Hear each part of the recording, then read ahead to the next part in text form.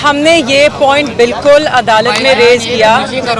हमारे वकील ने बिल्कुल ये बात की कि नोटिफिकेशन में शाह महमूद कुरैशी का नाम नहीं लिखा हुआ।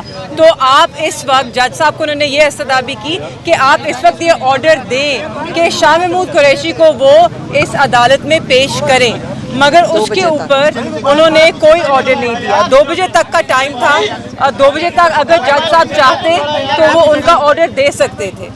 आप जैसे कि आप सब जानते हैं, आज तक किसी नोटिफिकेशन में भी शाह महमूद कुरैशी के सिक्योरिटी के हवाले से किसी किस्म का खदशा इजहार नहीं किया गया, ना हमारी तरफ से कोई पिटिशन दायर की गई है, तो ना उन्होंने आज भी उनका नाम लिखा था। तो मेरी तो समझ से बाहर है कि उन्हें क्यों नहीं लाया गया।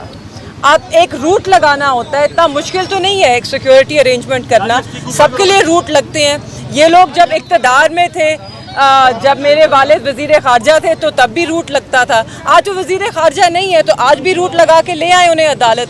उसी तरह खान साहब को भी रूट लगा के अदालत लाया जा सकता है। आप यहाँ पे ये ATC का कोर्ट है, बड़े से बड़े दहशत गर्दों को भी यहाँ पर सिक्योरिटी के इंतज़ाम करके लाया जाता है। तो नवाज शरीफ साहब को आप देख सकते हैं, कल भी वो गए, आज सुबह को भी वो हाई कोर्ट गए थे। पूरा हाई कोर्ट जो है वो मफलूज कर दिया था, मगर उनके लिए सिक्योरिटी प्रोवाइड की गई जो उनका हक है। हमारा भी वही हक है कि हमें भी उसी तरह सिक्योरिटी प्रोवाइड की जाए और उनको कोर्ट में लाया जाए।